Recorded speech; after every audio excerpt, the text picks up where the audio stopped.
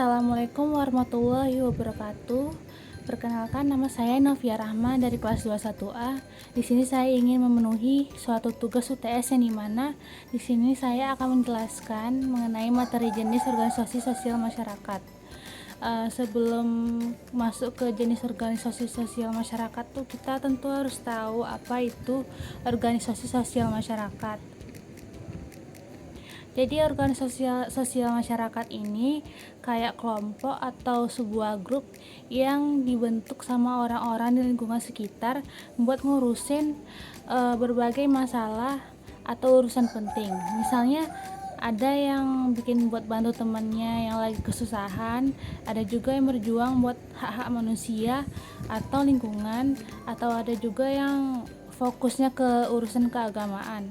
Mereka punya tujuan buat ngasih manfaat buat orang banyak atau untuk mengubah keadaan jadi lebih baik. Bentuknya bisa beragam, mulai dari kelompok kecil di lingkungan sekitar sampai badan yang ngurusin urusan nasional. Biasanya mereka tuh punya yang disebut pengurus yang bertanggung jawab atau semua kegiatan dalam program mereka. Jadi organisasi sosial masyarakat tersebut tuh penting banget buat bantu-bantu sesama dan memperkuat ikatan di masyarakat kita.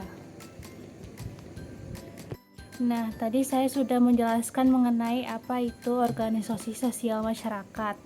Nah, kita tuh bisa nemuin berbagai macam jenisnya yang punya peran berbeda dalam membangun dan menjaga kehidupan sosial kita. Sekarang biar lebih jelas, saya bakal masuk ke lebih detailnya tentang jenis-jenis organisasi sosial yang ada di masyarakat kita.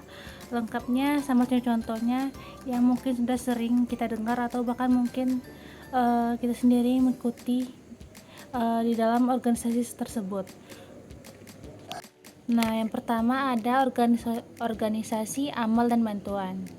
Organisasi ini tuh fokusnya ke kegiatan membantu orang-orang atau kelompok yang lagi kesusahan atau kena musibah. Misalnya tuh kayak Palang Merah Remaja atau yang kita tahu PMI yang sering banget kita dengar ikut serta dalam kegiatan-kegiatan kemanusiaan, terutama pas lagi ada bencana alam. PMI itu sangat berperan penting dalam fokus ke kegiatan bantu-membantu gitu. Yang kedua yaitu ada organisasi nirlaba. Organisasi ini kerjaannya tuh untuk berbagi kondisi sosial, ekonomi atau lingkungan tanpa mikirin untung rugi. Contohnya tuh kayak Yayasan Kanker di Indonesia yang fokus banget sama masalah kesehatan, khususnya dalam upaya pencegahan dan pengobatan kanker. Yang ketiga yaitu ada organisasi NGO atau bahasa kepanjangannya tuh non governmental organization. Ini organisasi yang berdiri sendiri, nggak bergantung sama pemerintah, dan biasanya mereka ngerjain isu-isu kayak lingkungan, hak asasi manusia, dan pembangunan berkelanjutan. Contoh yang bisa kita sebut itu yaitu ada Walhi yang gigih banget berjuang demi pelestarian lingkungan hidup di Indonesia. Selanjutnya yaitu ada organisasi keagamaan. Organisasi ini tuh berdasar pada keyakinan dan ajaran agama tertentu, dan mereka tuh melakukan kegiatan berbagai kegiatan di masyarakat, sosial, pendidikan, dan keagamaan. Misalnya tuh ada Muhammadiyah yang punya banyak program pendidikan dan sosial yang dijalankan untuk membantu masyarakat. Selanjutnya ada organisasi pendidikan.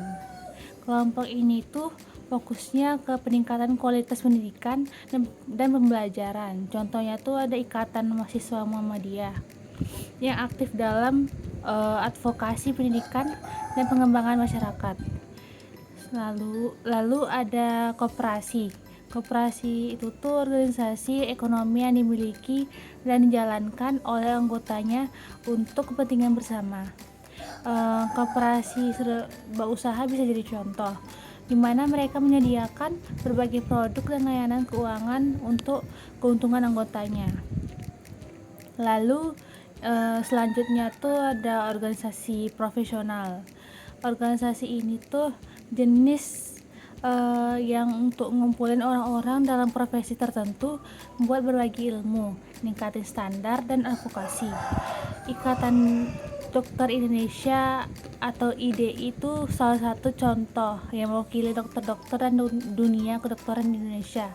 Jadi Ikatan Dokter Indonesia tuh salah satu contoh dari organisasi profesional. Selanjutnya tuh ada organisasi advokasi.